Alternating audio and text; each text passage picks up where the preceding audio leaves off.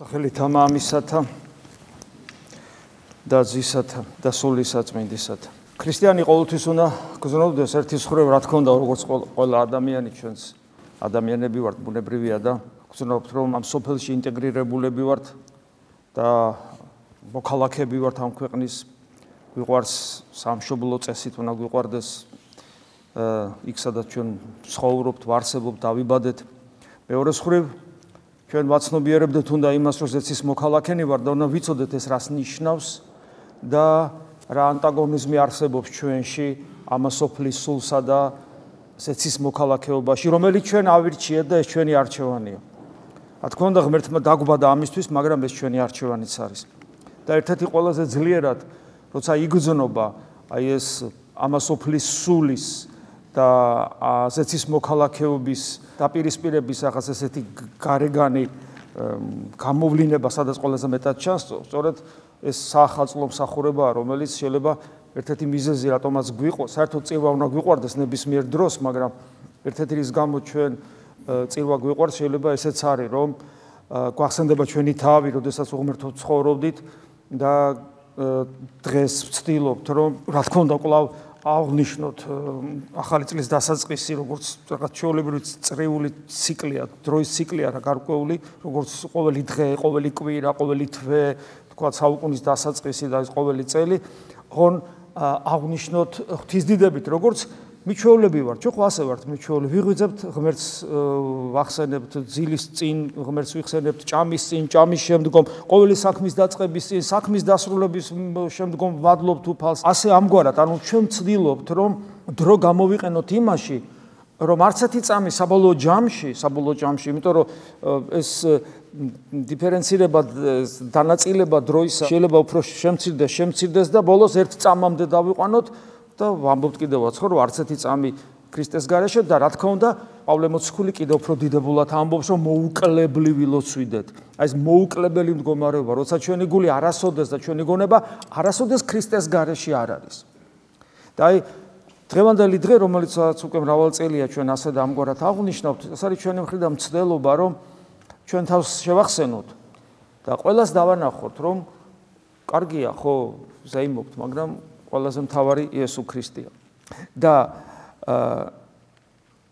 ეხლა ასე თქვათ, წირვაზე ვდგავართ და სიხარული გვაქვს და ასე მსუბუქად საუბრობთ, მაგრამ სინამდვილეში ის რომ ამასოფლის სულში, ამასოფლის ოკეანეში, რომ შენი ზეცის მოქალაქეობა შეინარჩუნო, გადაარჩინო, რომელიც დაუმსახურებლად, რომელიც როგორც წყალობა მოგოცა ღმერთისაგან, ამისათვის ამის შენარჩუნებას და ამისთვის რომ ეს შევინარჩუნოთ, ჭირდება მუდმივი ბრძოლა. ბრძოლა ჭირდება ამას.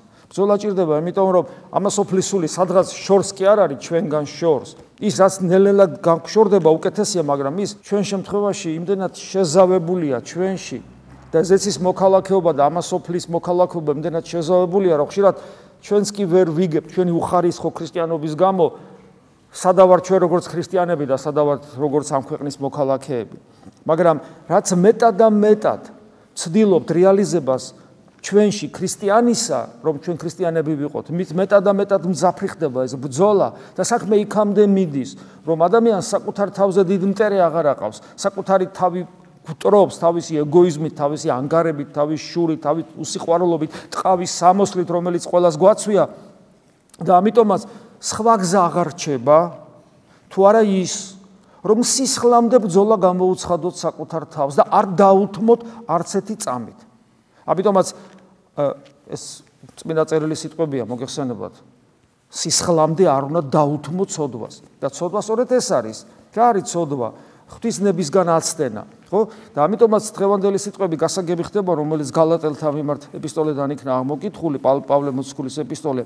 ქრისტესთა მათ, ანუ ვინც ქრისტიანი, ანუ ჩვენ, ხორცნით ვისნი, ჯვარს აცვნეს, ვნებით ურთ და გულის თქმით. აი ეს ვნებებია და ეს გულის თქმებია, რომელიც ეშმაკის სახლად გვაქცევს, როგორც უფალი გვასწავლის, ეშმაკი ესე ფიქრობს, რომ ჩვენ მისი სახლი ვართ. აი ეს ვნებები და ეს გულის თქმებია. და ადვილი არ არის მათთან დაპირისპირება, რატომ? იმიტომ რომ ისინი ჩვენთან მოდიან როგორც სიამოვნება, ჩვენთან მოდის როგორც სასიამოვნო მოვლენა, გესმით? და ამით გვაცდუნებს.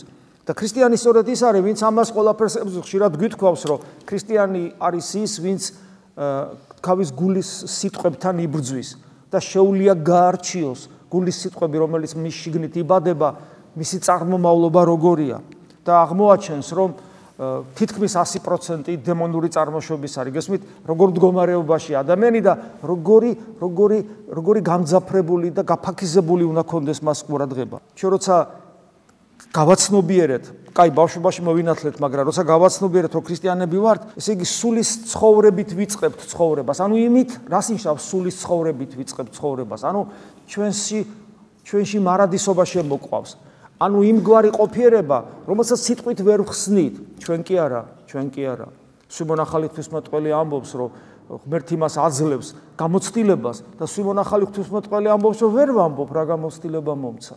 ჩვენს გქონია ეს ალბათ ხშირად, როცა რაღაცას განიცდი, გინდა რომ ეს აღმოსთქვა, მაგრამ ამის უნარი არ აქვს და თავად დიდ პავლესაც უჭირდა ეს.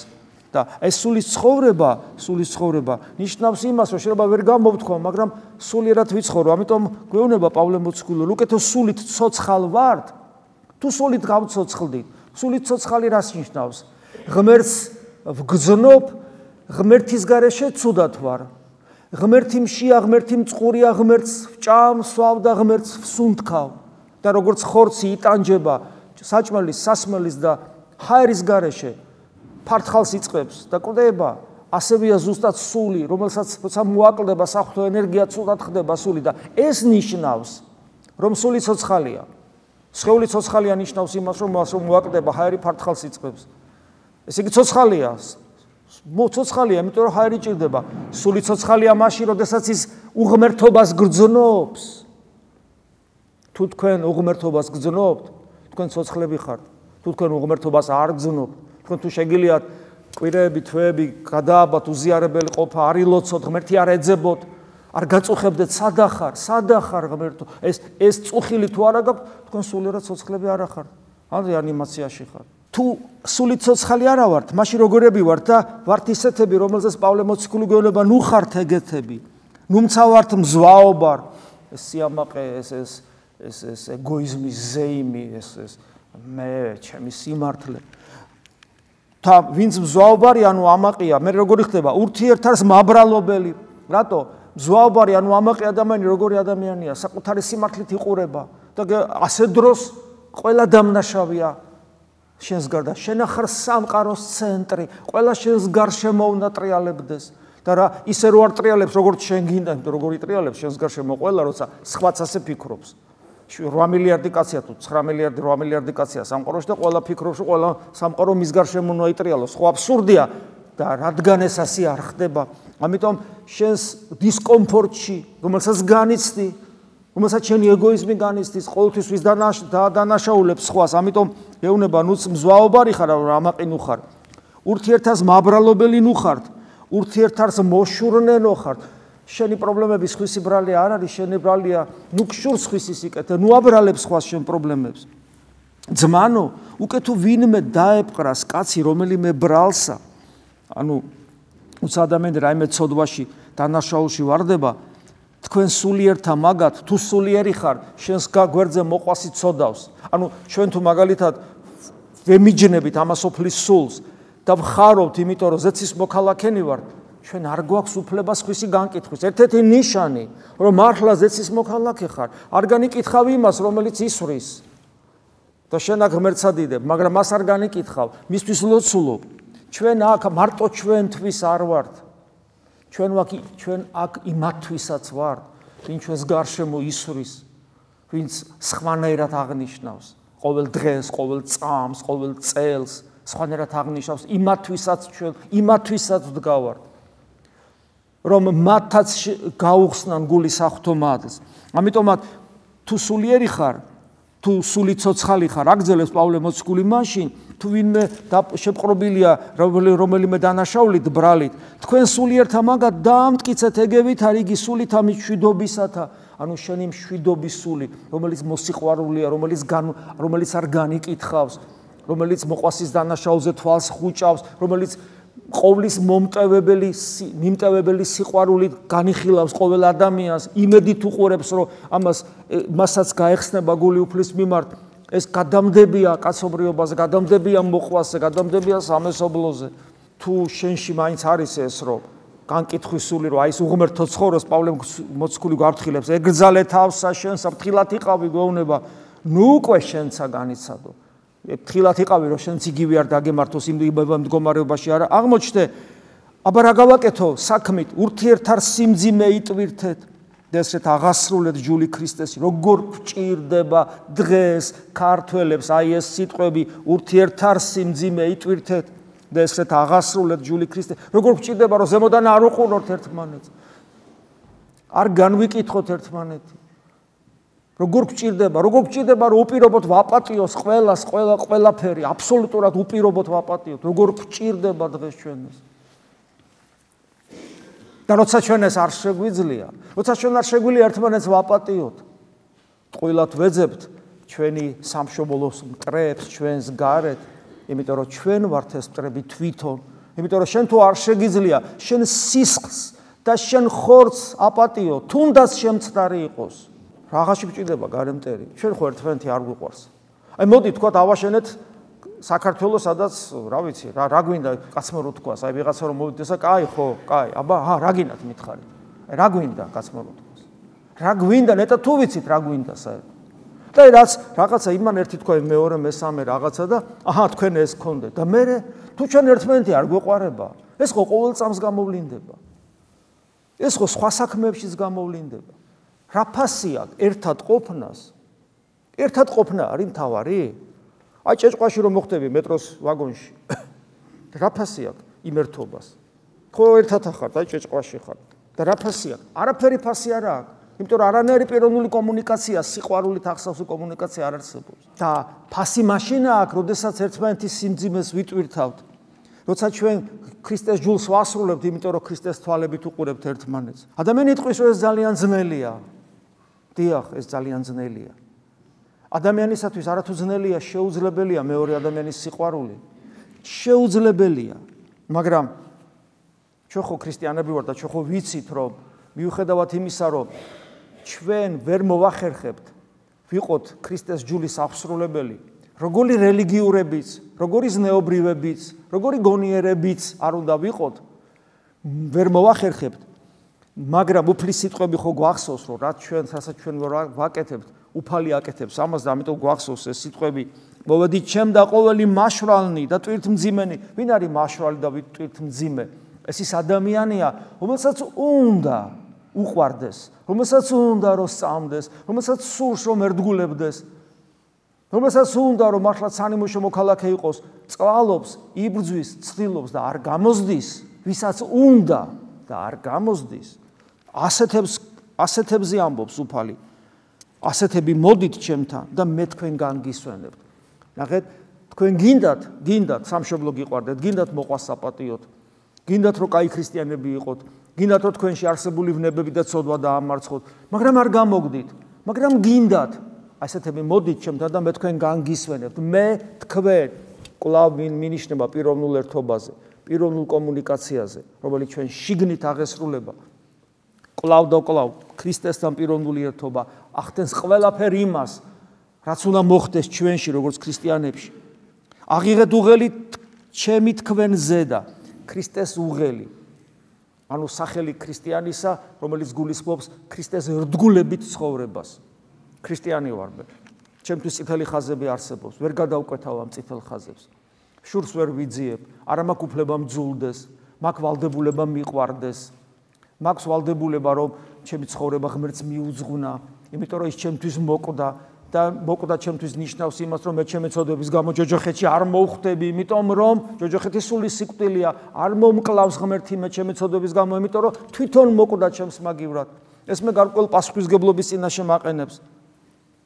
მე ვთქვი, მე დავდე აღთქმა, როცა ვინათლებოდი, რომ მე მას შეუდგები, გავყვები, მანამდე თქვი, რომ ეშმაკს და მის საქმეებს შევებრძოლები, არ მივიღებ, შევაფურთხე სატანას, გავყვები ჯვარცმულ ღმერთს ბოლომდე, გოლგოთამდე, ჯვარცმამდე, ეს აღთქმა ყველას დადებული გვაქვს, ეს უღელია, მაგრამ მეუნება აღიღეთ უღელი ჩემი თქვენზე და და ისწავლეთ ჩემგან როგორ შემილია ეს უღელი ვატარო და მეუნება ჩემგან ისწავლე შვიდ ვარ და მდაბალგულით და ხშირად გვითქვავს რომ ღმერთის უმთავრესი თვისება რომელიც ჩვენ გვჭირდება რომ მისნაირი გავხდეთ არის ეს უფლის ეს თვისებები შვიდ ვარ და მდაბალგულითა და სხვა ადგილას ჩვენ ვკითხულობთ წმინდა წერილში რომ იგი გულმოწყალეა და ეს გულმოწყალებაც ისეთივე ვალდებულება როგორც ქრისტეს მერის სიმშვიდე და სიმდაბლე ხშირად ვამბობთ რომ სიმდაბლე სიმშვიდე გულმოწყალება ეს არ არის ფსიქოსომატური მდგომარეობა ეს არის ქრისტე ჩვენში და მაშინ რა თქმა უნდა ამ უღელის აღებას ადვილად შევძლებ და შემდეგ როცა მე ამას ვახერხებ როცა ქრისტე ჩემშია და მისი დარითვისებებით აღვიჭურები მე გვეუბნება ხპოვოდ განსვენება სულთან თქვენთან ანუ თქვენი სული ხარობს ამ დროს იმიტომ რომ ის იმ მდგომარეობაშია რა მდგომარეობისთვისაც შეიქმნა ჩვენი სული და ასე დროს უკვე ადამიანი ხვდება სიტყვებს რას ნიშნავს ამეთ უღელი ჩემი ტკბილი არის და ტვირთი ჩემი მსუბუქი არის საოცარი სიტყვებია ტკბილი ამ სიტყვებს ძალიან ბევრი იხსენებ ძალიან ბევრი ფსალმუნებშიც არის წმინდა მამებთანაც ვკითხულობთ ღმერთი როცა ეხება ჩვენს გულს ღმერთი ხშირად განიცდება გძნობით რომელსაც სხვა ვერაფერს დაარქმევ თუ არა სიტკბოება რომელიც თან სიყვარულია თან ბედნიერებაა თან სიხარულია თან სიმშვიდეა მაგრამ ძაფრ სიტკბოებაში ვლინდება ეს სხვას ვერაფერს ვერ არქმევ ოღონ ეს თაფლი სიტკბოება არ არის ეს არის რაღაცა უცნაური გძნობა რომელსაც სხვა სახელს ვერ უძებნი როცა ადამიანი ასე ცხოვრობს და თუ ასე ცხოვრობს მაშინ ის გარკვეულ ნაყოფებს იღებს და ეს ნაყოფები კვლავ გალატელთა ეპისტოლეს სიტყვებიდან რომ აღმოვიკითხოთ ეს ნაყოფები ჩამოთვლილი აქვს პავლე მოციქულს რომელიც თქვენ კარგად იცით რომელიც ძალიან მნიშვნელოვანია თუ არ ვწდები